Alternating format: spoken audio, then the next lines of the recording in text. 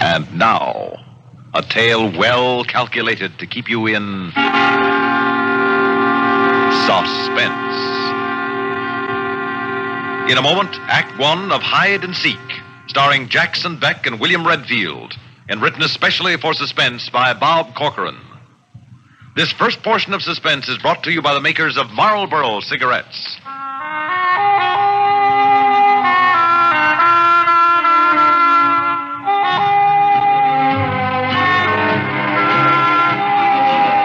Why don't you settle back and have a full-flavored smoke? Have a Marlboro. You get a lot to like with a Marlboro, the filter cigarette with the unfiltered taste. Try Marlboro.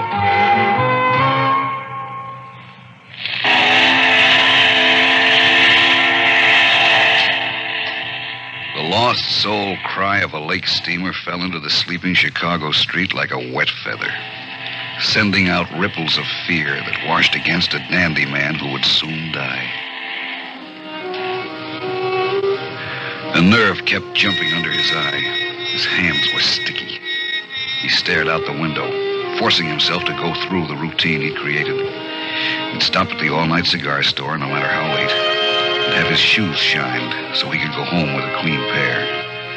It was one of the reasons they called him Dandy. But he wasn't enjoying it tonight, and never would again. He came off the shoe-shine chair like a dancer, moved to the door of the store.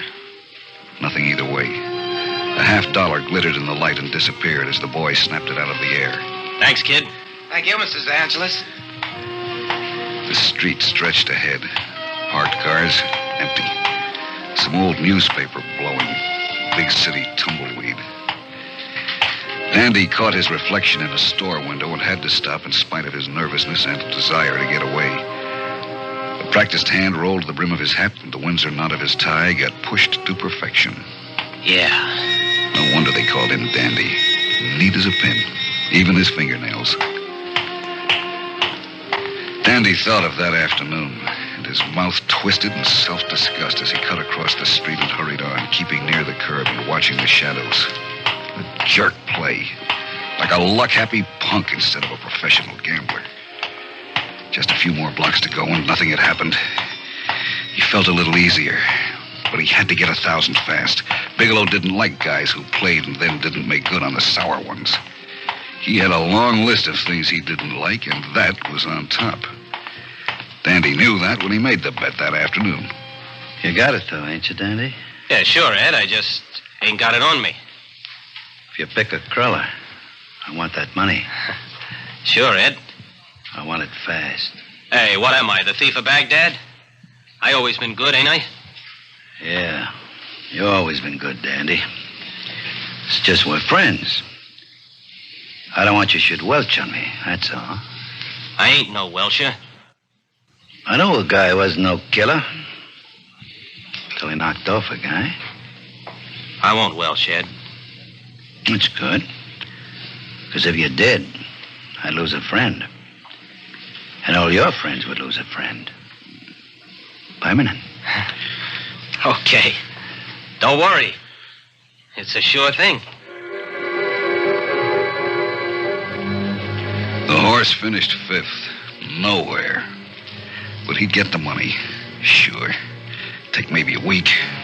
Guys forget your name fast when you're broke. But nothing to worry about. His hotel awning invited him just ahead. Maybe he'd get out of town for a few days. Not that there was anything to be afraid of, just hedge his bet. Play it safe. He breezed into the hotel lobby. Thank God it was empty. Then the ripples of fear came back when he saw the scared-faced kid at the desk. What's the matter, Herbie? There's a guy waiting for you. He's in your room. He belted me and took the key. Told me not to tell the cops or you nothing. But you always been nice to me. It's all right, Herbie. It's all right. What's he look like? Oh, he's a real big guy. Fat, but big. Thanks, kid. I'll make it up to you later. He fought to keep calm. No time to turn into a panic man. Stiff-armed the door and got into the street. His hand measured the few bills in his pocket. He wondered how far they'd take him. Bigelow was closing in. Then a piece of shadow split away from the wall. Hello, Dandy. The kid tell you about Bigelow's friend waiting for you inside? I don't know what you're talking But about. not about the one waiting outside, huh? The man was tall and thin, skinny even. He looked as if they'd made his face, forgotten the mouth, and then torn one. Dandy tried to move around him. Let's get my buddy, then we'll go see Ed. When I say move. Dandy fought his fear as he watched the elevator arrow swing down. He was tall and fat. His eyes looked as if someone had tried to hide 2 grapes in some dirty grease. You got him. Good. Yeah, he was taken off. This punk here must have told him you was in his room. You do that, punk? Huh? Don't matter, we got him. You're gonna keep your mouth shut about this, ain't you? Please, leave him alone. Shut up, dandy man. I won't save you for Bigelow. Kid, you say anything, this is just a sample of what you'll get. Let's go. Where are we going? Ed Bigelow wants to talk to you. What's Ed want with me? Did you hear that, Earl?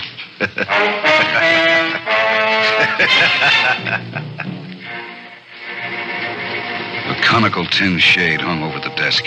Everything had a coating of dirt, as if Bigelow had had the place sprayed with it. Dandy was very careful not to touch or rub up against anything. Nice to see you, Dandy. It's always nice to see you. Always so sharp. The dandy man. Suit must have cost you plenty. Me, I'm just a slob. No $200 suits for me. A ready-made from Joe the tailor in Madison. Just a slob. But I'd pay my debts. Where's my money, Danny? Well, you see, Ed, No conversation. I can get that any time with the boys here. but I want to tell you... You got the 1,000? Yes or no? Oh, now listen, Ed. Answer like he says. We don't like to be rough, Dandy. We're friends. What's the answer? No, I ain't got it. I can get it for you, Ed. I ain't no Welsher. I mean, ask anyone in town. You told me you had it. I figured wrong. How come you figured wrong? I didn't know how far I'd gone. I laid out a lot of bets. The whole roll, huh? Kiss in the dark. You too can be a winner. Anybody can play. And you did it on my market, Dandy. Oh, not all of it. 1,000 of it. I don't like to be played for no chump. I don't like you should be gambling with my money. Just, give me a week. 7 days. 6. 5 even. Tomorrow I'll have it. Chicago's hard in reputations, Dandy. One guy does it to me, and maybe some others think I'm losing my grip. It'd be bad if word got around somebody played me for a patsy. Ain't that right, fellas? Yeah. Like you say. I shouldn't have spread the bet so thin. Should have kept out a little. Enough to pay off Ed Bigelow. I'll get it, I tell you. Point is, you should have had it. Like you said. Oh, Ed, what's 1,000 to you? You got... Ain't no use, Dandy. Like they say down at the courthouse, you gotta be made an example of. You wouldn't kill me. I don't want to be hard. I'll tell you what. I'll leave it up to the boys. Plant them. Take the bloom off the dandy man. Get him out of here.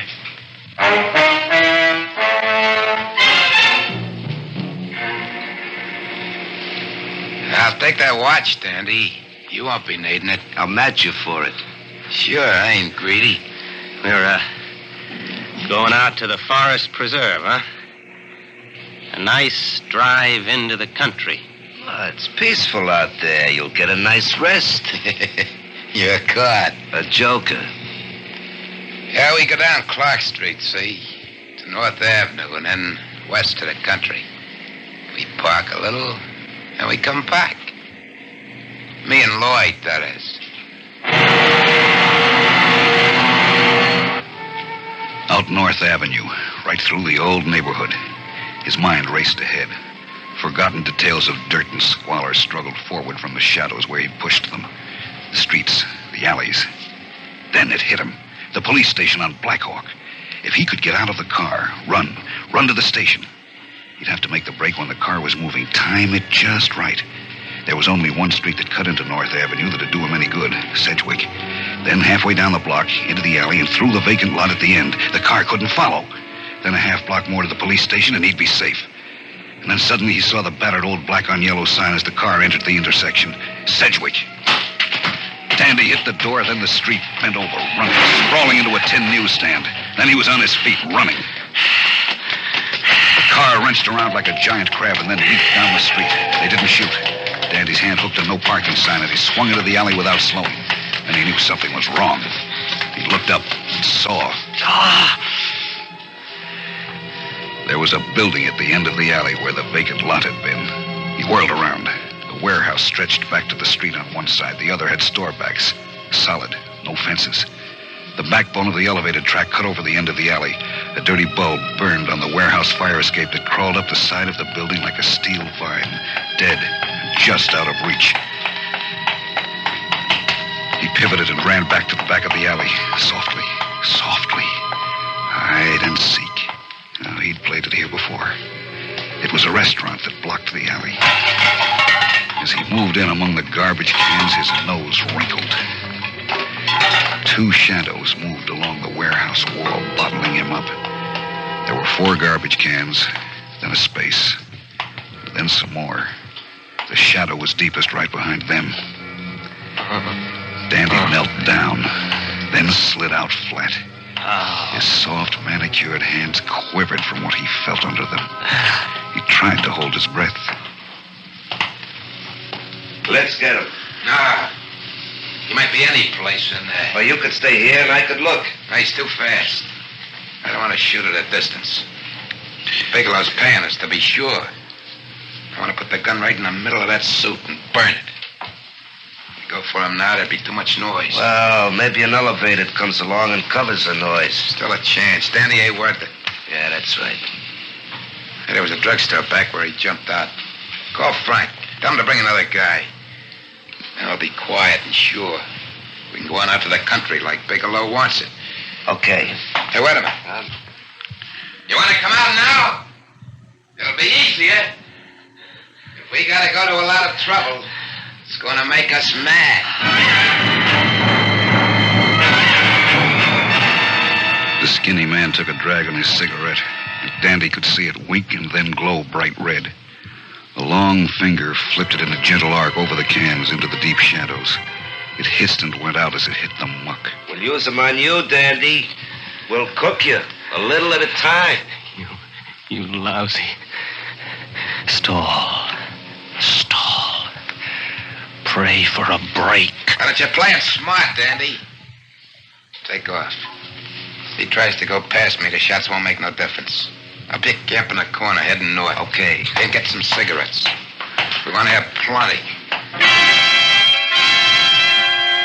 And Dandy remembered. He'd get out after all. The 100-to-1 shot suddenly turned into a boat race. He remembered when he was a kid. The cops would come along on their way to the station. Sure, that wouldn't be changed. It was routine. Cops never change routine. They get fat on it. When the cops came, he'd holler. They'd get the 2 who'd been pushing him around. Go ahead. Wait. Fat man. I'll be right over. I got the cigarettes and matches. Lots of matches. Still playing hard to get. He's gonna wish he hadn't. Dandy grinned as he thought of the cops. and then suddenly realized how much his back ached from holding his head out of the slop and tin cans. He thought of his suit and his shirt and his hand-painted silk tie, and what his friends would say if they could see Dandy DeAngelis laid out in this sewer. The smell flooded in on him, and he gritted his teeth. He didn't want to lie in that, too.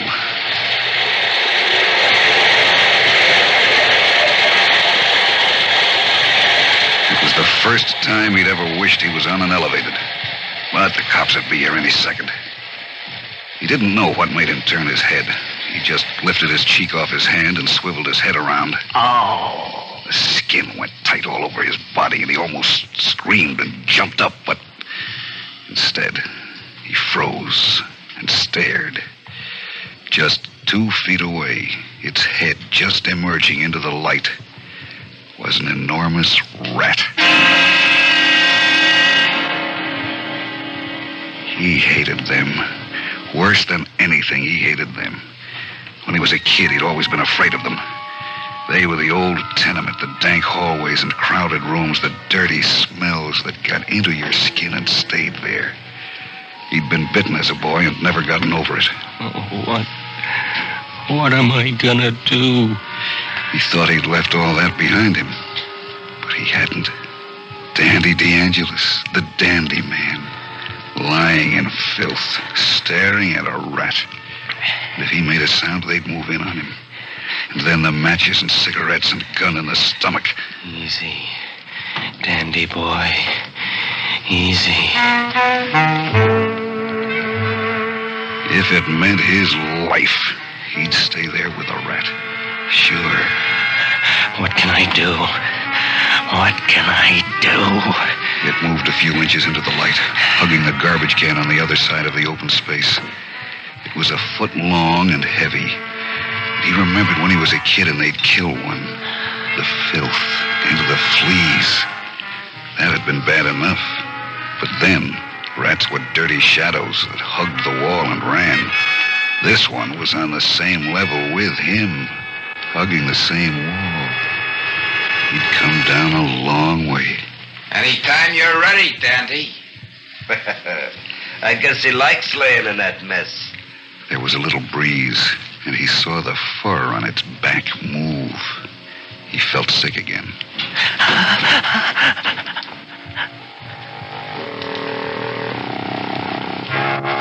It hunched itself around. Dandy started back in spite of himself, in spite of the men waiting for him to make a sound. It didn't run at his slight motion. Dandy held his breath. He was so close to it, he could even see the rings on its tail. It moved again, and this time faced right at him. The beady eyes seemed to stare right into his own. The thin-skinned ears stood upright and straight, and Dandy could see the fleas crawling. It lifted its head, and Dandy saw the teeth that never stopped growing but get worn down and sharpened all the time. The spot on his hand where he'd been bitten as a kid started to burn. Get away. Get away. Dandy tried to move back. He was afraid to scare it for fear it would scuttle off over the cans and bottles and attract the two waiting to kill him. He reached out to the side and back, and his right hand closed on a milk bottle. He gripped the neck and slowly, watching the rat, brought the bottle up beside his head, his arm cocked. He stayed there, trying not to jump up and run away from it, trying to wait for... He hadn't been watching. What's keeping those guys? They say they'd be right over. Take it easy. You're getting anxious to get your hands on a bunk, huh? And get it over with. Dandy realized with relief that he'd have heard the cops if they'd gone by. They were always loud, but they'd better hurry. He swung his head slowly back to the rat. As he did, his skin crawled. If there was one rat, there were always more. He looked to the side, dreading what he would see. But there was nothing. It moved toward him. He stopped breathing and waited. It hunched there, watching him. Maybe it thought he was dead. He'd heard about dead people and rats. Maybe it wanted the warmth. It crouched there, evil, foul, staring at him. No. Dandy forgot the men in the alley, the burning cigarettes, and the gun held close to his belly. He forgot the cops who were going to come any minute if he'd just lie quietly as he was. All he could think of was that he was Dandy DeAngelis, lying there in front of a rat. The old neighborhood was still there, waiting for him all these years. He hadn't gotten away after all. No! But he would get away. He swung the bottle, invisible in its speed, swung it with all his might. No! Swung it with all the disgust and loathing and hatred that he felt. It didn't break. It hit something soft. He beat it, and beat it, and beat it, and beat it. He didn't hear them as they moved over to him, their guns at his head. Finished. Free. Dandy stopped and stood up. He looked down at it as it lay in the light between the cans. It wouldn't bother him anymore. The old neighborhood and the dirt and the smells sank back, away. He dropped the bottle. He tried to wipe his hand. Look at that. Dandy killed a rat. Yeah. Now it's our turn.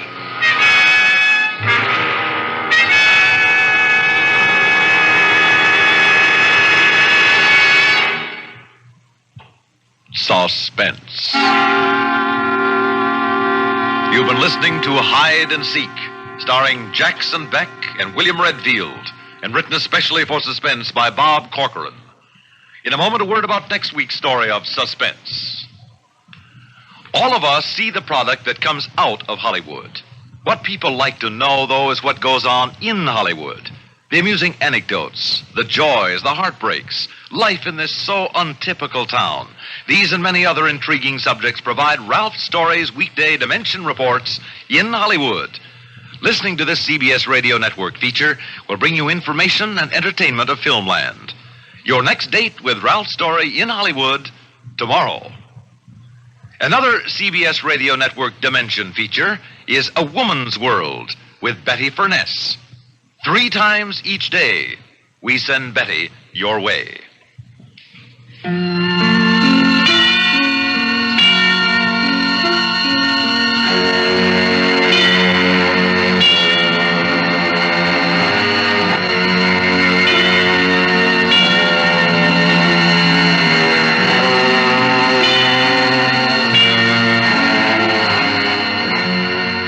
Suspense is produced and directed by Bruno Zerato Jr.